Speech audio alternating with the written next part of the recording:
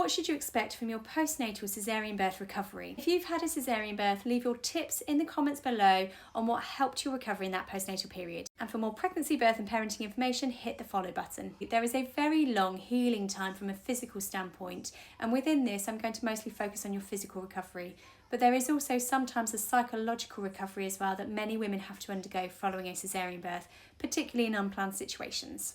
From a psychological perspective, taking photos of your scar, having a look at it in the mirror, for example, when you feel ready to, can help you reconnect with that scar, can help you reconnect with the place that your baby was born from. And please talk openly to your family, your friends and your healthcare professionals if you have any concerns with the mental recovery following a caesarean birth. Now, whilst the external scar can take 6 to 8 weeks on average to heal, there is a much longer recovery period for all of the internal structures that happen. My first tip to anybody is, if you can afford and you're able to, go and see a women's health physio postnatally to help with the rehabilitation following a caesarean birth. It really upsets me that as a midwife, we give physiotherapy for a broken leg, but yet you can have major abdominal surgery with a caesarean birth and you're provided with literally next to no physiotherapy or rehabilitation after it.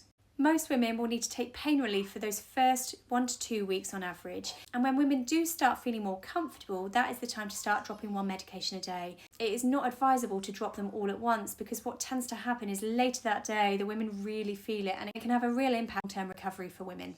For the types of pain relief that's offered, go and check out another video in caesarean birth series. Bleeding will still happen after a caesarean birth. This can take up to 6 weeks to subside. Women are advised to change their pads really regularly in that postnatal period. The reason being, it can increase the chance of infection the longer that they are sat on any blood, for example, and infection is a really common complication after a caesarean birth, happening in 1 in 10 women. When a woman has been to the toilet or shower, make sure that the hands are nice and clean first before taking out a new pad and putting that in place. That will help to minimise any bacteria, which will minimise the chance of infection. And most women are an inpatient in a maternity unit for at least 24 hours after a caesarean birth. On average, most women will stay 1 to 2 nights postnatally, sometimes a little longer if there's been any complications postnatally. After this, community maternity teams will step in, and usually there'll either be a phone call or a visit the day after going home, then usually around day 3, day 5 and somewhere between day 10 and 14. If there are any concerns in between the visits, you should have been provided a number by your maternity unit so that women can contact their maternity team if any problems arise in between those visits. There should also be a 6-week check as standard from your GP for all women after birth. Now, one of the hardest things is mobility after a caesarean birth. Whilst you are an inpatient in the hospital, use your bed controls to be able to help sit you up.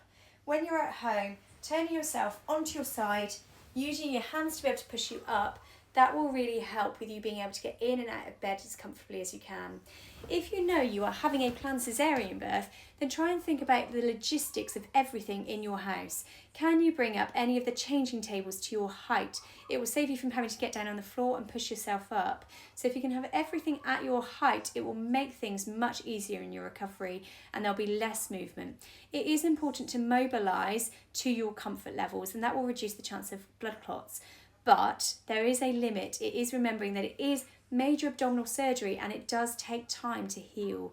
And so being waited on hand and foot by partners, by family members, by friends who come around, get them to do the vacuuming, get them to do the washing. Try not to lift anything heavy other than your baby. That, again, if they can bring you a baby and take baby away to be able to sleep in cots, for example, in between the times where you need to rest, it will really make a big difference. And if you know you need to laugh, cough, sneeze, place your hands gently onto the scar itself.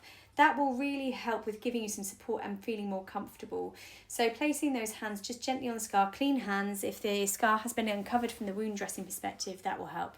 Some women will have pico dressings as well, so that will usually need to be removed at around about a week postnatally. And some women will have staples or non-dissolvable stitches that will also need to be removed by a midwife in the postnatal period. When your midwife is undertaking these checks postnatally with you, either in the hospital or at home, they will be asking you about any signs and symptoms of blood clots. Many women are sent home on blood thinning injections and TED stockings and told to hydrate and mobilise gently around the house. It's also remembering partners can give the injections postnatally as well if you are squeamish or needle phobic. Midwives will also ask about postnatal bleeding and how heavy that is. They will also ask for any signs and symptoms of infection in that postnatal period.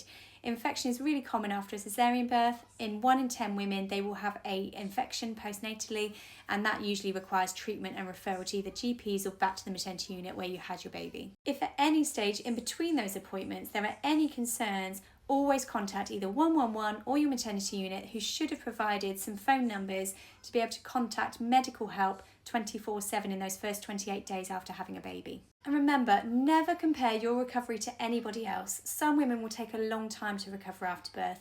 Some women will bounce back very quickly. Everybody is different. It's about listening to your own body, doing what that is telling you, and if it's telling you you're doing too much, it's time to go and put your feet up.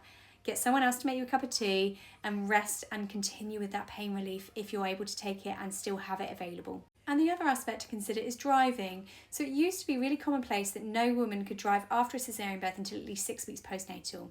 The reason being, insurance companies would not insure a woman after a caesarean birth because if you were unable to do an emergency stop or you caused yourself harm by doing an emergency stop, they wouldn't have insured you for that. However, many companies are now insuring women much earlier. It is worth a phone call to your insurance provider to find out if you want to drive sooner than the 6 weeks, if you can do this. And all women should have a 6-week check with their GP, and at this they will ask you about contraception.